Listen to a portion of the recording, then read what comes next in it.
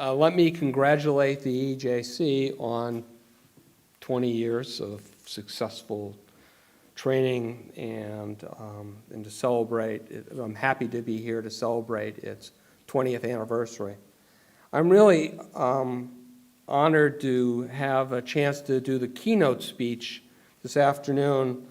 2 years ago at the journalism session at the Amsterdam Picnic Conference, I was given the duty of making a presentation called The Future of Journalism.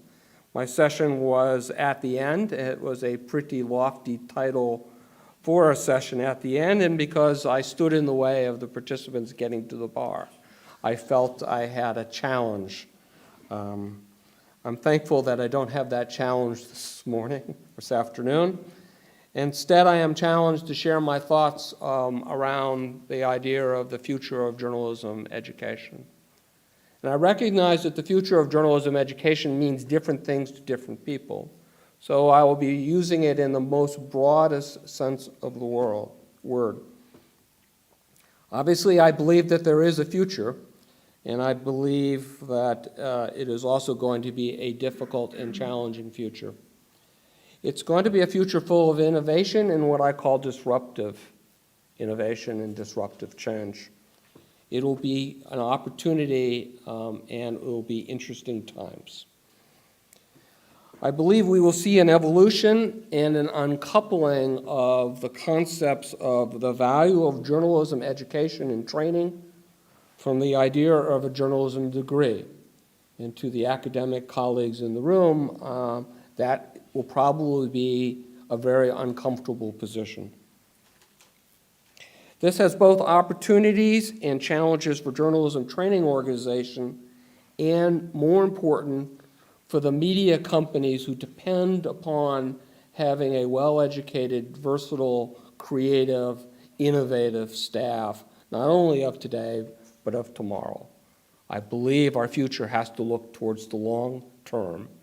And this is why now is the time to start thinking about the future of journalism education.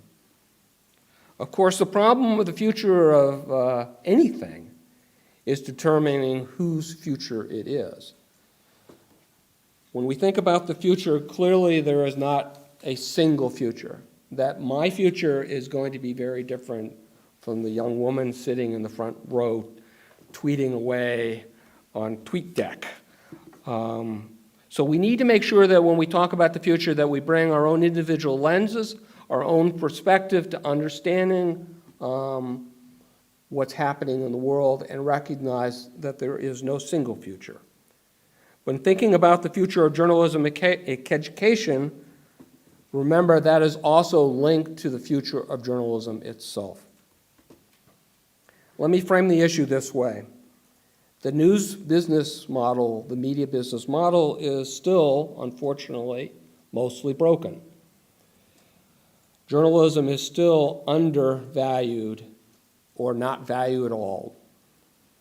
Journalists are still being displaced or they have the wrong skills to succeed in the future. So where does this leave us? It is my belief, as I said 2 years ago, that we are de-evolving, uncoupling the journalism ecosystem between the economic model of journalism and the act of journalism itself. As we watch this painful uncoupling, we need to ask ourselves some fundamental questions. What will be the values that will remain at the end of the day when this turmoil is over? And what values of journalism matter to you, to your audience, to your community, to the world itself? At the end of my 2010 presentation, I talked about how I saw the future of journalism was directly tied to the future of journalism education and, by extension, journalism training. More than ever, I believe that the future of journalism and the future of journalism education are bound together. Unfortunately, each is caught within its own vortex of change in today's very challenging world. The disruption in the economic models of news organization rippling out from the United States to Europe and elsewhere is well documented. The media industry missed its inflection point 20 years ago. Media companies have been disrupted by innovation created by others, by new organization, and by technology companies. The media industry did not respond well when these disruptive technologies started to take away the economic foundation upon which journalism depended. The industry as a whole did not create innovations to serve its audiences and non-customers. The industry missed the opportunity to make changes that would allow them to adapt to the changing world. And I think we all can look around and see what the result has been. It's important to note that news is not less important than it's been in the past. It's not that news is being consumed less. In fact, news consumption driven by new technologies, such as smartphones and the tablet, is actually increasing according to the Pew Research Centers. However, the technology companies, the Big Five, Google, Facebook, Yahoo, AOL, Microsoft, capture 68% of all U.S. digital ad sales. By 2015, Facebook is predicted to capture 1 out of 5 online ads sold in the U.S. You probably know this, or you know most of it. I think that journalism education is at its own inflection point, its own critical moment. No matter if you're an educator, a school administrator, run a training center, or is just interested in journalism, this is a critical time for journalism education, just as it was a critical time 20 years ago for the media industry.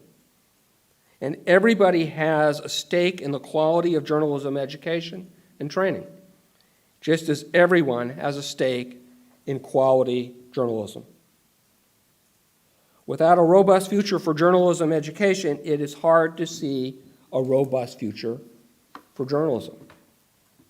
And that's bad for democracy, and it's bad for the citizens who depend on fair and accurate information. We have learned that media companies cannot cut their way out of the disruption of their economic models. Journalism education cannot teach its way to the future. Just as media companies need to innovate, so must journalism educators and journalism trainers. We need to innovate inside the classroom and inside the seminar room with new forms of teaching. We need to innovate to make journalism education easier to get around the world. And frankly, it's unfair to pick on journalism education. The turmoil that is underway will affect all educational institutions, and that includes nonprofit schools, universities, for-profit training institutes. It's going to affect everyone. It is widespread. It is happening at the grade school level, at the secondary school level, at the high school level, at colleges, at universities, and with professional training. Education is being disrupted by the same technology innovation that turned the media business upside down and inside out. I greatly recognize that the academy has multiple purposes. There's research and scholarship.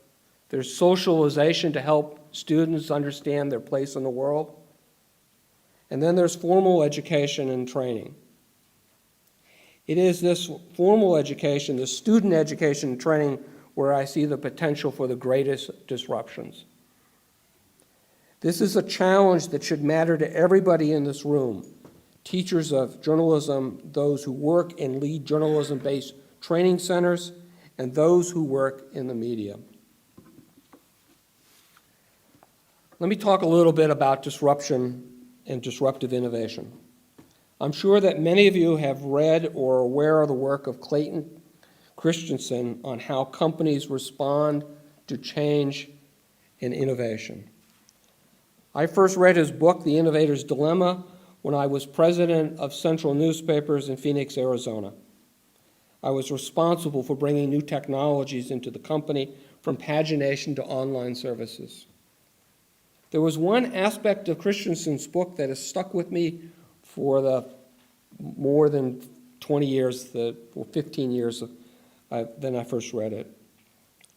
I seized upon Christensen's work as I tried to make the case why the company needed to aggressively make radical changes. Radical changes. Christensen forces us to think about what is your business and who are your customers. And more important, who are our non-customers? It helped me push the idea that we weren't in the newspaper business, but rather in the news and information business. Now, this doesn't sound too radical today, but 20 years ago, that was pretty wild thinking.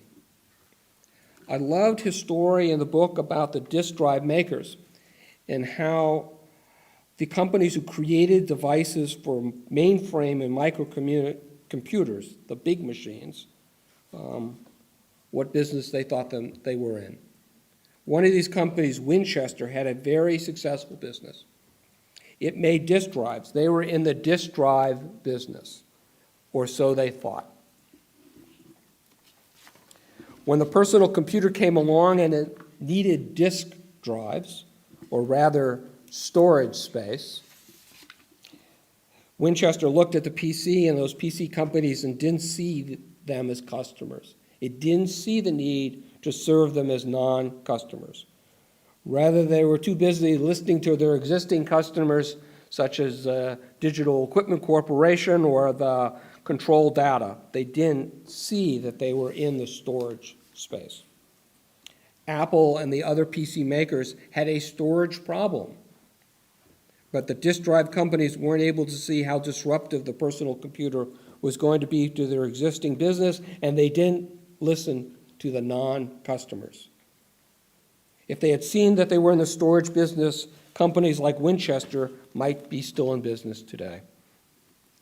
This disruption by innovators and other forces is this kind of disruption by innovators and other forces is what the education business faces today. One possible future from all of this disruption is the unbundling of a journalism education from a journalism degree. If you think about the unbundling of news and information from traditional mass media delivery methods, such as a newspaper or a television broadcast, this is what I'm talking about. In the past, the economic value of these delivery methods provided a distribution of a scarce product, the news. And for a long time, it was a terrific business. In much the same way there was an economic model based on scarcity of getting the news, there is a society and economic model based on the scarcity of getting education and a degree. A college degree, because it was offered to a limited number of individuals, provides a means of differentiating the applicants in the hiring process. And while there's an assumption that a journalism degree meant a quality journalism education, there was no guarantee. There was a scarcity. Not every school had a journalism program, and fewer schools had accredited programs. These programs are based on a delivery method rooted in custodial education, which means that they're teacher-focused. If you're a teacher-focused institution, you are less likely to disrupt your core audience, which are the teachers or the faculty. This is also true for journalism training organizations that are forced to limit the amount of training based on cost or seats in a seminar room. However, technology, mostly the internet, it's changing how we learn. And this is part of the disruptive technology or the disruptive innovation that we face today. Technology is providing new forms of teaching and new ways of delivering an effective educational experience. Technology will create student-focused culture in much the same way technology has created a customer-centric experience in the media business. In much the same way news became available whenever a reader, a viewer, or user wanted it via online and mobile devices, so will education. So will training. Students can go to school or go back to school online without having to go anywhere. Adults can continue learning throughout their entire lives. In recent years, there's been a lot written about the coming disruption in education. Today, those promises of change are starting to whip around universities and colleges and training organizations in the same way they started battering the media industry 20 years ago. The constraints of today's journalism education system, frankly, do not reward innovation.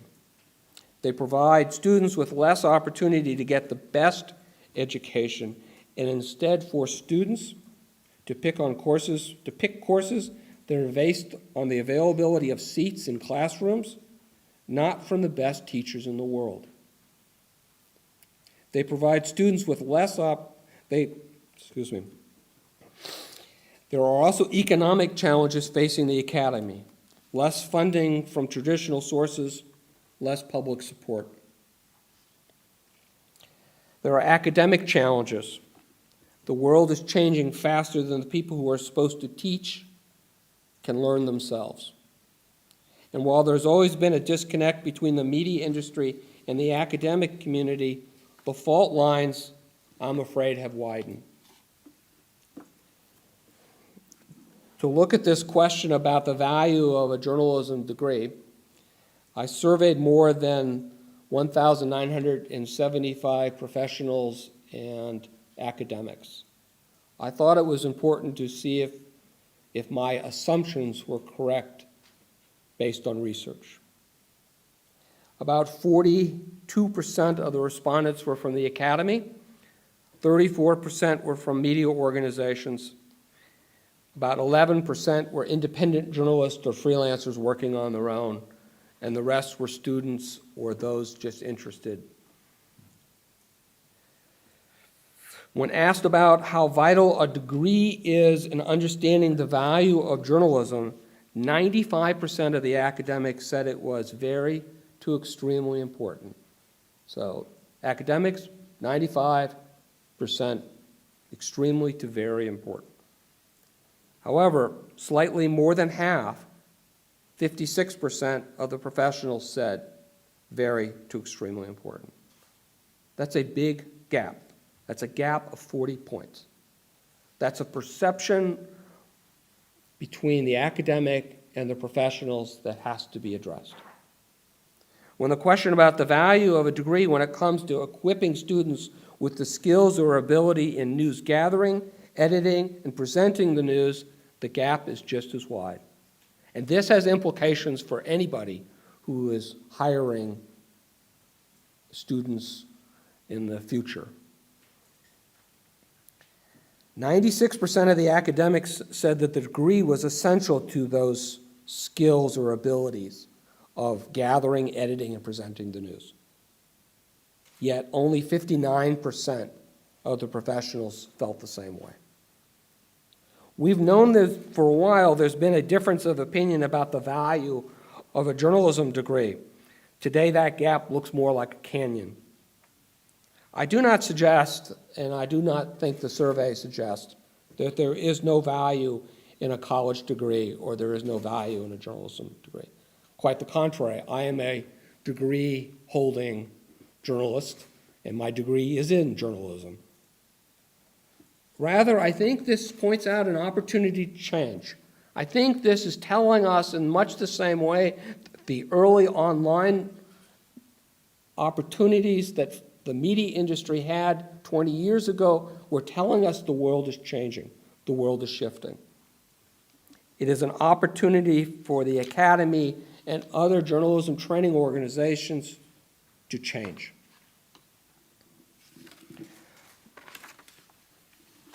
My friend at the Knight Foundation, Eric Newton, refers to a symphony of slowness to change at journalism schools that hurts both students and society.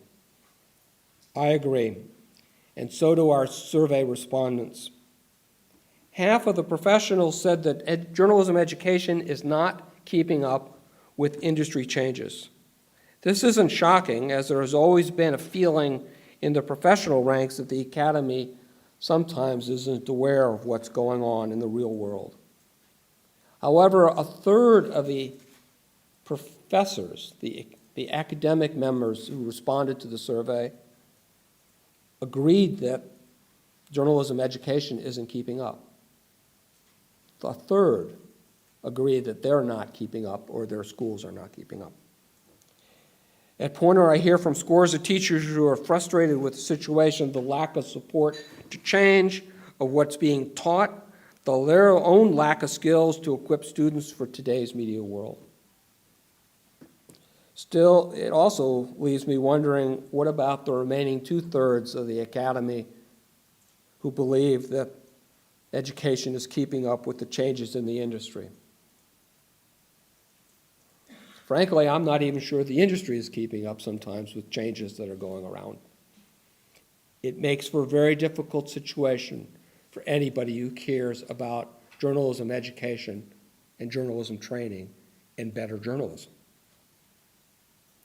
What will it take for educational institutions to deal with disruptive innovation that is here today and will get more challenging in the future? What this means to me is that we need to look at new ways of teaching, and we need to look at new ways of teaching the values and skills of journalism so that they are relevant to today's media world.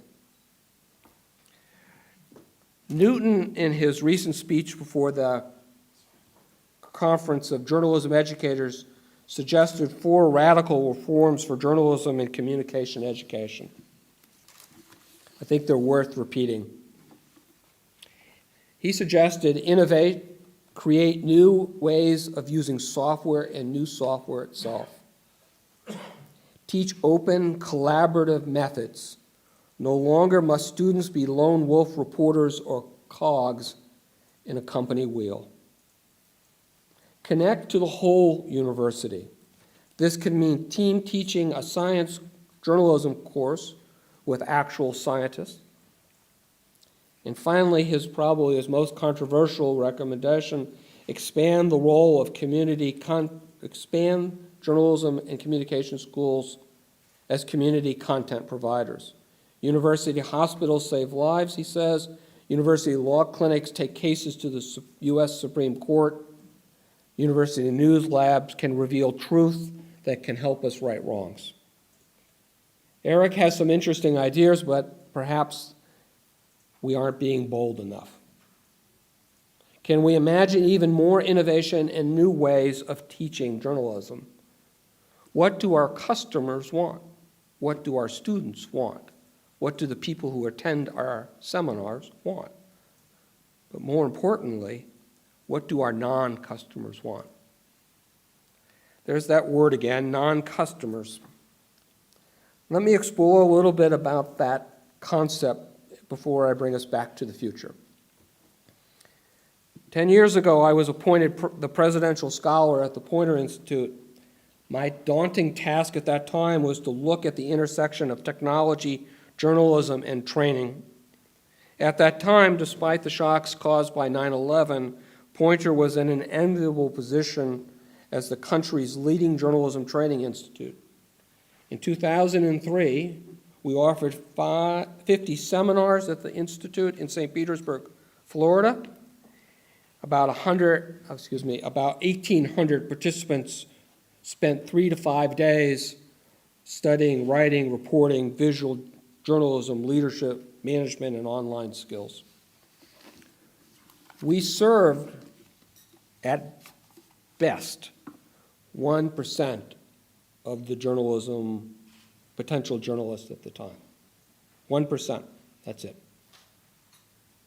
Did that mean the other 99% didn't want training? Well, I think we know that that's not true. I doubt it. It did mean that for many organizations, training was an expense that they didn't want to incur, a very short-sighted view in my mind. For others, it was a matter of finding the time to be away from the office, increasingly difficult today.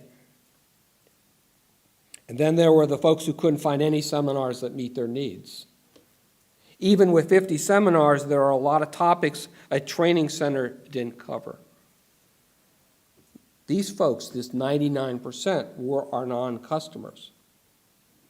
And despite its high-quality training, Poynter was at risk of being disrupted by the very technology that was disrupting the industry that it served, the media industry that it served. It was being, or could have been, disrupted by the web.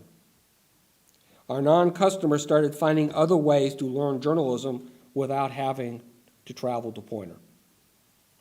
Fortunately, thanks in part to a grant from the Knight Foundation, Poynter was able to create its own disruptive engine with its e-learning program, News University. We did not create distance training. We did not replicate the Poynter seminar experience via e-learning. Rather, we created something that was different while upholding the same journalistic standards of Poynter. We looked at what our non-customers wanted and needed. We looked at ways to innovate what we taught. And, as important, we looked at ways on how to innovate the way we teach. While this kind of change is not without its risk, at the end, we are able to reach more non-customers and make them into customers than if we had tried to just duplicate what we did in a seminar room and take it online. This is what journalism education programs need to do, not just at universities, but all journalism education programs. It is an opportunity to challenge, it's an opportunity and challenge for journalism training institutions to reimagine the way they reach their audience, the way they teach their customers, and the way they measure success. We need to encourage more ways of teaching, using all of the potential delivery means possible: the lecture, video, online, self-study, crowdsourcing, guided learning, hybrid learning, blended learning, all different kinds of teaching methods. It is an opportunity to challenge, it's an opportunity and challenge for journalism institutions to reimagine their role to support journalism. One innovative example is a program that is sponsored by the EJC and just concluded. It was taught by Poynter, and it was taught to students in 4 countries: the Czech Republic, Slovakia, Hungary, and Poland. It was a hybrid program that blended online material with on-site training and mentoring. We saw an 11 to 27% increase in the self-reported abilities from these participants, with more than 90% saying that half to all of the content was useful. That's 90% saying they got half to all of the content value that they could possibly imagine. This form of training works. We recently completed a program called Introduction to Journalism. We taught it via our e-learning platform to 3 U.S. schools. Each of the Poynter faculty members shared his or her expertise in a 16-week program. While most of the program was online, one school, Missouri State University, provided mentoring or FaceTime to the students during the 16-week program. Missouri State also taught the same subjects via traditional classroom method. We tested both groups, the online and the classroom students, before the term began and after the coursework was finished. The e-learning group, with its hybrid approach, learned as well, if not better, than the classroom contingent. This form of education works. But don't take my word for it. A new study by the nonprofit think tank Itasca S&R compared two versions of an introductory statistic course, one taught face-to-face by professors and one taught mostly online. The online module had only 1 hour of face time with a mentor during the course of a week. Researchers found these students fared equally well in both formats in terms of every measure of their learning. The only difference, the online group appeared to learn faster. These new ways of teaching are disrupting the education and training industries. New research about the effectiveness of online teaching is disrupting the view that e-learning is somehow less effective or less engaging than classroom training. This is an inflection point for journalism education and journalism training. The students raised online, the digital natives, as they're sometimes called, get it. More than 1/3 of U.S. college students are currently enrolled in an e-learning course. That number will continue to grow. Less than 2 weeks ago, a new report by the U.S. Department of Education showed that 53% of public school districts in the U.S. allowed high school students to enroll in distance learning courses. During this academic year that just concluded, that meant 1.3 million of them used e-learning, online training, compared to only 300,000 5 years ago. And even students who have not taken a formal online course are using informal e-learning, such as the thousands of the video tutorials on hundreds of subjects that are housed on YouTube. These folks get it. They will come to expect innovative, engaging, and new forms of training as they get older, as they enter the workforce, as they continue to see that they can be lifelong learners. There are even new businesses starting to develop around innovative ways of teaching, such as the US-based Khan Academy, which hosts hundreds of videos on a number of subjects. They are a disruptive force. Today's students and even young adults will come to expect education that is online and innovative. These students will come to expect education and training that is not custodial. It really doesn't stop with schools. It's not just a problem in the academy. We know there's a growing interest in journalism skills. I point to the growth of Poynter's News University, which now has 218,000 registered users in every part of the world. 218,000 people have signed up for courses on journalism. 15% of those are outside North America. Our strongest growth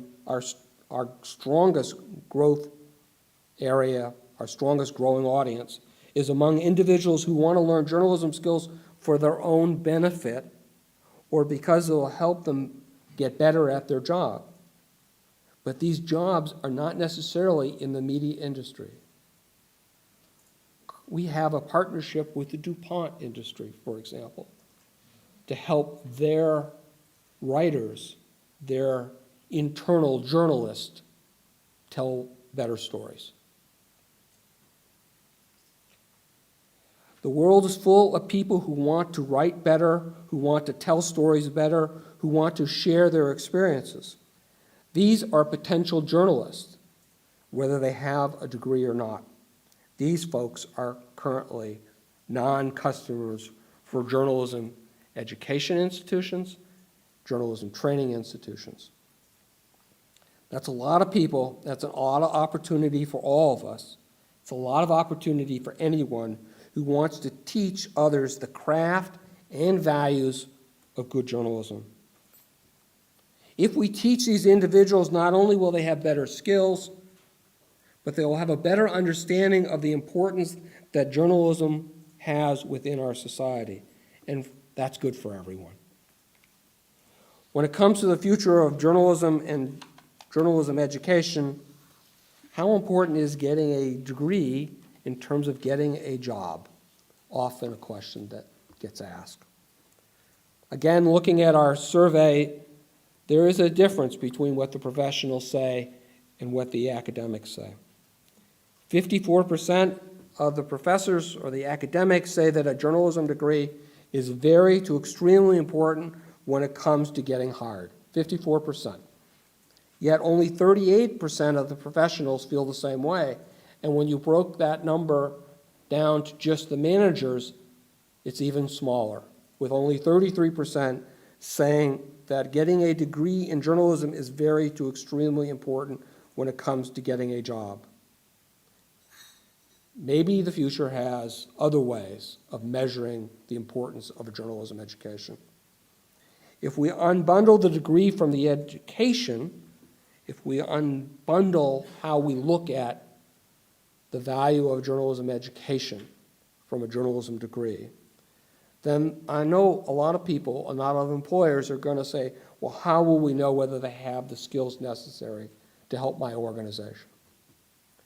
I contend there are other ways to measure skills competency today. First, let's see the work.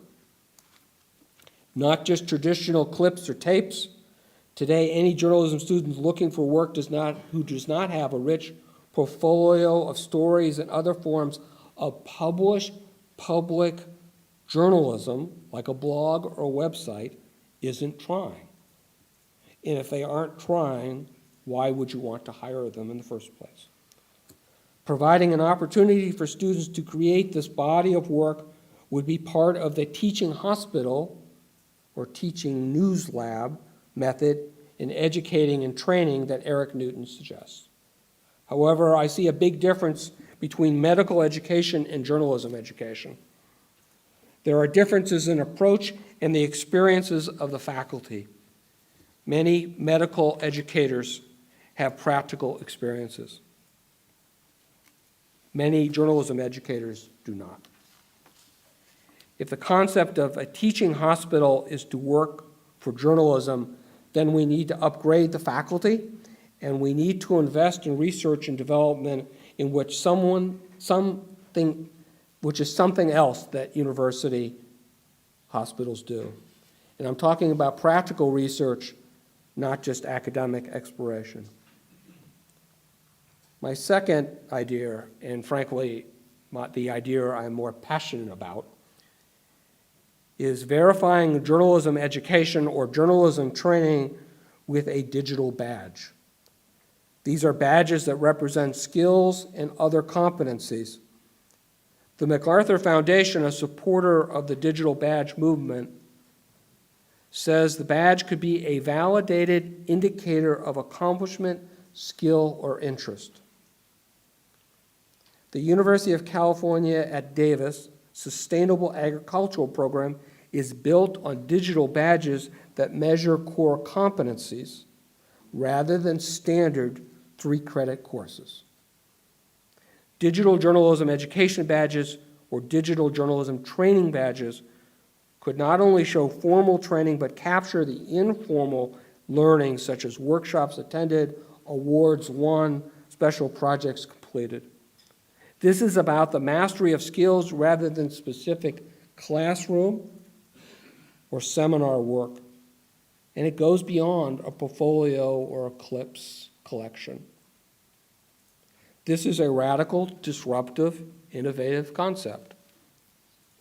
The badge movement is based on the idea that people should have a way of gathering useful, verifiable evidence of everything they have learned, not just that they sat through a class or a seminar. Kevin Carey, an analyst at the education sector, a think tank, wrote about digital badges recently in the Chronicle of Higher Education. Let me quote him. The standard college transcript looks like a sad and archaic thing. Its considerable value is not based on the information it provides, which is paltry. What does a letter grade in a course often described only by a combination of a generic department label and an arbitrary number, such as Econ 302, really mean? Nobody knows, which is why accredited colleges often don't trust that information for the purpose of college transfer, end quote. I believe the digital badge movement needs to be nurtured and promoted. More important and immediate, journalism training organizations should come together and embrace this new way of rewarding participation in quality education and training, regardless of how or where it was received or who was the training organization. I hope that all of the world's journalism training organizations can find a way to help participants share their accomplishment regardless of the trainer.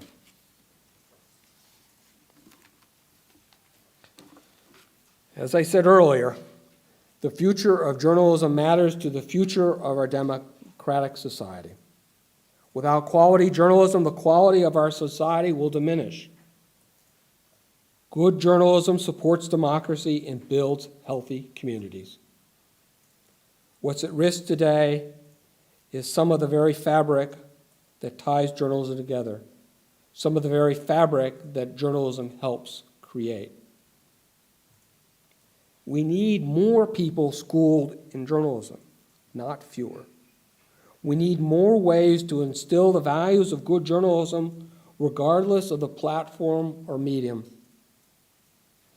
It shouldn't matter whether you work for a company or for yourself.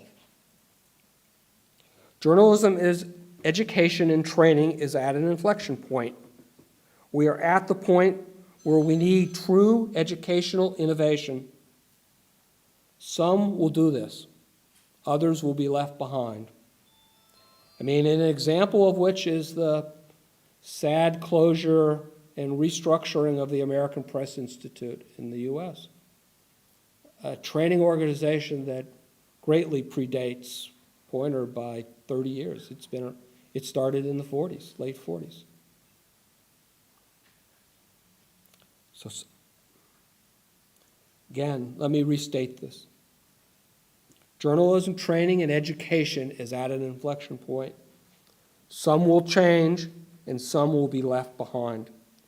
Some institutions will fail. Some schools will close their journalism departments, just as some newspapers will go out of business. It is not time to say we have always done it that way. It is not time to say, well, that's the way we have always trained, and that's what our customers want. It is time to think of the opportunities to serve the non-customers, the people we are not reaching who are hungry for the skills and values of journalism to help them do their jobs better. It is time to innovate. It is time to disrupt everything. We need to seize the future. And with that, I thank you very much for your kind attention, and I hope that I have sparked some ideas for our upcoming panel discussion. Thank you.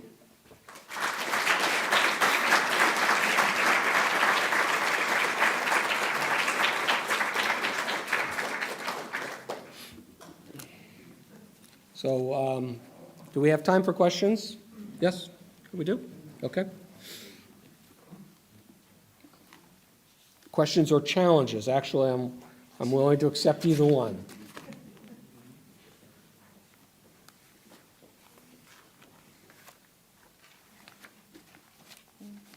Yes? No? Okay. You scared everybody. I guess I have. If I have scared you, I'm deeply sorry. Yes? I'm willing to ask a question. My name's Aidan White. I used to be at the International Federation of Journalists. I'm now heading up the Ethical Journalism Network, which is a global program of the Global Editors Network. Look, I think you've sort of been very, very challenging, but I think you've sort of dealt with, one aspect of the journalism education challenge, which is very important innovation, adjusting to the technology and so on. But to what extent are journalism schools themselves trapped by market models, which are forcing them to reach out, to bring in people charging a lot of money and making promises that they can't deliver? Well, that is to say, not enough jobs. I mean, the point about it is, I think, I'd like you to expand, if you could, a little bit on the jobs problem, because I spend a lot of time talking to students, a sea of fresh faces, young people, really wishing to make a difference, wanting to go into a profession, and they're told by their teachers to think about the big papers, to think about the big media, to think about fulfilling their aspiration and dream of being a big star. But the reality is, there are no big stars' jobs. Well, I think you made my point, actually. I mean, I think that if that's what's being taught, that's what needs to be disrupted, because clearly that the big papers, the big stars, are being replaced by the small organizations, by the very lean entrepreneurial companies that are growing up that do journalism but don't necessarily, you think of them as having something on the newsstand, but they are out there, they are serving communities, and they're doing good work. But that's not being taught because that doesn't fit into the current model. So if you're trapped in that economic conundrum that you outlined, then that's a big problem, because while you're not only are you missing an opportunity to help those customers or those students understand the real world around them, you're missing an opportunity to train people who might never want to work for a big organization. But that begs the other question about where do you get the money from to fund this form of education? Well, do you have to have money to fund a total reimagination of what journalism education is? I mean, granted, I'm being somewhat provocative in to say to disrupt it all, but that is the kind of thinking that the media industry needed to do 20 years ago, and say, well, we are going to blow ourselves up so that others can't blow us up, so that we are going to reimagine ourselves. If you look at the open source movement at The Guardian, that took way too long to happen, and yet it's still looked at as being something extremely innovative. So, I mean, it is the challenge for education and trainers to say, okay, this is what we've always done, but let's look at the world. Let's strategically go and say, what do we really want to do? What is our mission? Who do we want to serve? And how are we going to accomplish that mission without saying this is how we've done it in the past? It's starting from zero is a very uncomfortable position. Okay, just one last, if I can, one last point, which is I want to go back to the funding question, because you've actually sort of highlighted the possibility of the corporate sector playing more of a positive role, perhaps, in helping to fund certain areas of training and education. One of the issues here is that I think we need to ask is, do we need more, and in Europe it's particularly a question, do we need more public funding of public interest journalism that takes account of the sort of modern conditions, which actually is a very important area, because I think the public sector and the public funding of media education is absolutely critical, it seems to me, to that development of the future. So how can you get a sort of a media landscape which is truly going to be modernized and inclusive with all of the groups that you've talked about without extra public funding for education?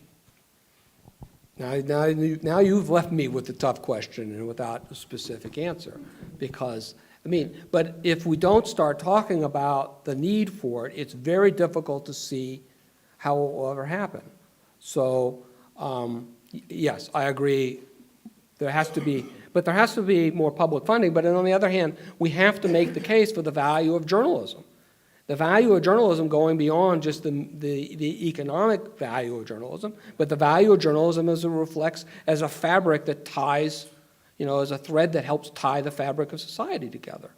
So it's certainly, it's a much more daunting brief than I was given for the future of journalism education. So, you drew attention to the category of present non-users, in this case of journalism education. You gave a couple of examples like the DuPont organization, but could you be a bit more precise on who actually presently are the non-users of journalism education? Which category? Can you label that a bit more precisely? Well, I think there's a lot of people who are doing what some people would not describe as journalism, but using journalism skills to do their work. And I think there's a large community of people who write and edit either within companies or within corporations who could greatly benefit by understanding how to tell accurate, verifiable, balanced, I'm trying to avoid the use of the word, fairness, but balanced reporting and storytelling. And, when you tell good stories, that's so very important. If we could start there, of just helping people tell better stories within companies. But more to the point of an even larger audience, there's a number of people who like to write and share that are hungry for the skills that we all have and could provide. So why not say, this is not a club, this is not an exclusive society, why don't we try to bring more people into this tent, a larger tent, a bigger arena? And maybe they're not professionals as we think of them, but that's why I've never liked the term citizen journalist, because I am a citizen, but I'm also a journalist. So maybe either we should all be citizen journalists, or we should all just be journalists, or doing journalism. And that's you can do journalism without necessarily having a full-time journalism degree, or a full-time job, or a journalism degree. I think there was a question back there. I'm Faxon Banda from UNESCO in Paris. Before UNESCO, I was a journalism educator. I'm wondering, the disruption that you've described, to what extent does it resonate in developing countries, in emerging markets, say India, where the management and practice of journalism appears to be patterned after the old models of sustainability? Right. So is that Euro-American analysis, or it can be replicated elsewhere? Well, I think that's a great question about the replication elsewhere, because I sort of view this as a tsunami or a wave that is rippling, perhaps starting in the U.S. Because of our slightly longer tradition of formal journalism education. I think actually the developing world's educational institutes have actually more opportunities because they are less rooted in a long-term tradition. I think that it'll be, on the other hand, a more difficult job of convincing them that they need to look at other forms of training. But once there, they will have actually more benefits because they have a larger population to serve with smaller base of institutions to serve them. So I think the potential in the developing world for innovative ways of training journalism or doing journalism education is actually great, and not to get, I would hope that they don't get trapped in frankly, the US-centric model of that we currently have. Now's the time to change, taking the best from the old and creating something from the new that is unique. So, yes? I have a question. Talking about the business models and funding models you were talking about before in the question, would crowdfunding be an option? Because I think it would be really, talking about public funding doesn't make much sense anymore these days. So crowdfunding would be something new and disruptive that goes in the direction you were talking about. Yes. I wish I could see that there's a great opportunity for crowdfunding of journalism education. There isn't. But I do believe there's an opportunity for crowdfunding or small group funding or innovative funding for many of the entrepreneurial journalism startups that we see. In fact, at Poynter, we just had an entrepreneurial revenue camp, and the number of innovative ways, some crowdfunding, some funding by events, was remarkable by by the participants there who are finding ways of doing journalism and funding it in ways that are not traditionally based. They're not the traditional advertising model. I'm Mariana Peters. I don't belong to anything. That's a position I envy. It will come to us all. I'd like to ask a few questions about what you said, that journalism is undervalued. I would like to know, I think so too, at least in my own country, Holland.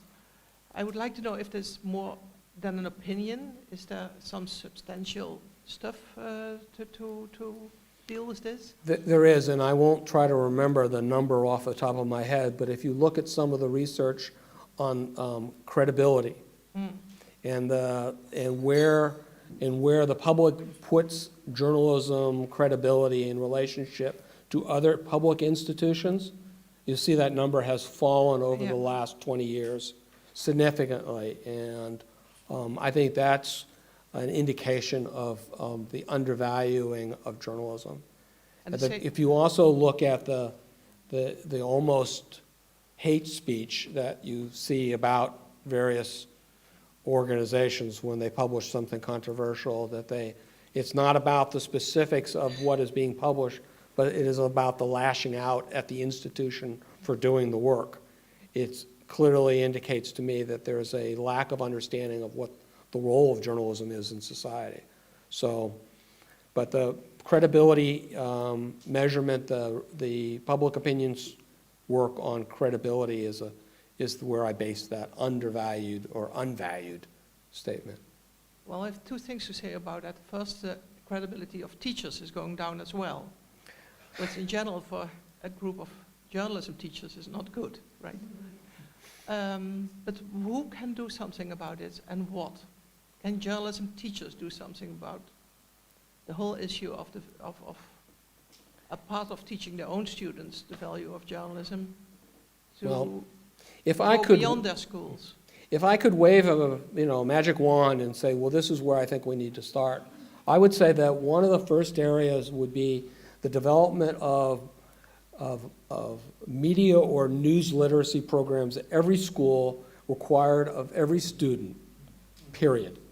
Not required of journalism students, but required of every student, so that we get the students aware of the history of a free press.